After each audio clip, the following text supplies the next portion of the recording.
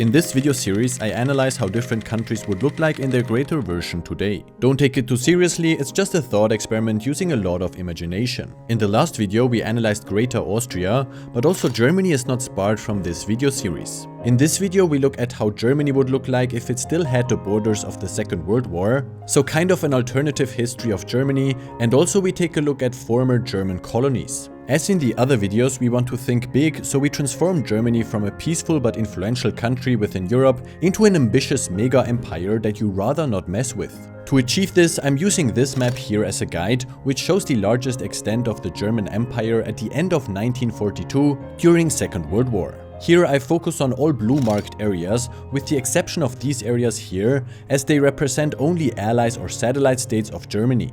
Taking a look at the map, we get a better overview of the territory of Greater Germany, which stretches from the west coast of France through the Benelux countries, Germany, Denmark, Austria, Poland, the Baltic states, Ukraine and Russia, all the way to the Caucasus. Norway is also part of Greater Germany, as it was occupied by German troops during Second World War. Moreover, we also find some exclaves of Greater Germany on the Balkan Peninsula, namely the territory of the military commander in Serbia, that is a piece of the Kingdom of Yugoslavia that was under German military administration. Also, parts of Greece were occupied by Germany during Second World War, as Greece was divided between Italy, Germany and Bulgaria. Germany controlled a small part in the northwest of the country, the capital Athens, some islands in the Aegean Sea and Crete. A Greater Germany in this form would have an extension of 3.1 million square kilometers, which is almost 9 times the current area of Germany. This would make Germany not only equal in size to the rest of the European part of Russia, but also the 8th largest country in the world before Argentina.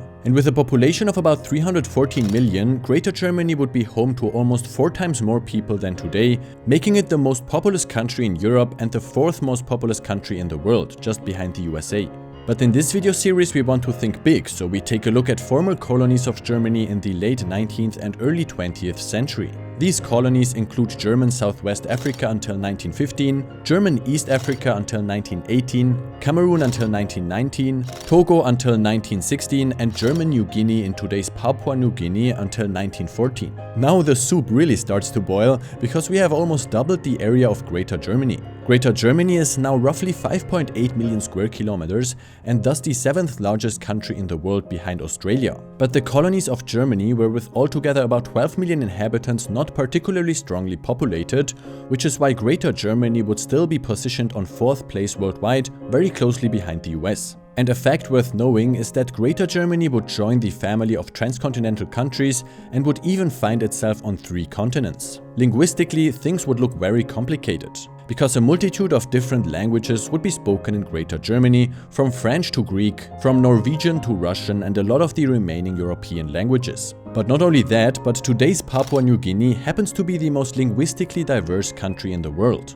And even the part of the country controlled by Germany finds itself exposed to a great linguistic diversity. Economically, Greater Germany would definitely overtake Japan, but it would not come close to the economic powers of China and the USA. So it would be the world's 3rd largest economy. And geopolitically, Greater Germany would obviously dominate the European continent, because it would have access not only to the Black Sea, the Baltic Sea and the North Sea, no, even to the English Channel, the Bay of Biscay, and even the Mediterranean Sea thanks to Crete. Oh, and not to mention the European North Sea thanks to Norway. All this would make Greater Germany not only a respectable but even a heavyweight on the stage of the world's superpowers.